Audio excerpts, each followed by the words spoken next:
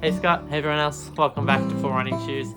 So I had another good week this week, 45 kilometers done and dusted, and it's actually starting to feel pretty easy actually to get out and go for those runs, and yeah, even my body is not feeling too fatigued after runs, or like I'm pretty recovered by the next day and ready to run again. In fact, when I'm on a rest day, I'm actually like, oh, I actually feel like going for a run. So that's actually really good.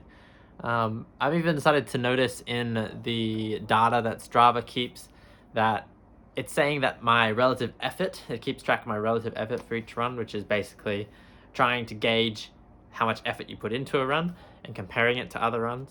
And it's saying that my runs recently, based off my heart rate and everything, which I use the heart rate monitor, so it should be pretty accurate.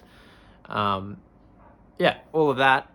It's saying that my runs recently have been really easy, like low effort. So you can see in this graph over here that the weeks previous to this, because I've been increasing mileage, I've been expecting to be really pushing it, like really high relative effort, which they have been for the last few weeks. But last week, it dropped really suddenly down to almost like a maintaining fitness level. It's not even increasing technically. I think I definitely am improving in my fitness, but yeah, it's interesting to see that based off my heart rate data and the distance I'm running and the types of runs that I run, technically I'm not actually improving much according to Strava. So I don't know if that's just a glitch in their system or whatever it is. I'm not really taking it into account too much, but I am noticing that I'm feeling great. So maybe I am going a bit easy on myself.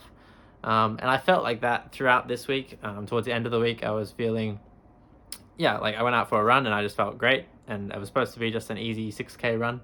And it was, but I ended up pushing it a bit, and I did a negative split run, which is where you start off at a certain pace, and then each kilometer or each split after that, you run faster than the previous one. And so I tried to run about 10 seconds faster each one. I did that for about 5Ks and then just took it easy for the last 1 kilometer. And yeah, by the end I was running like 4:30 pace, but it felt really comfortable, really easy. Bit of a push, but yeah, like definitely within the reach of my training.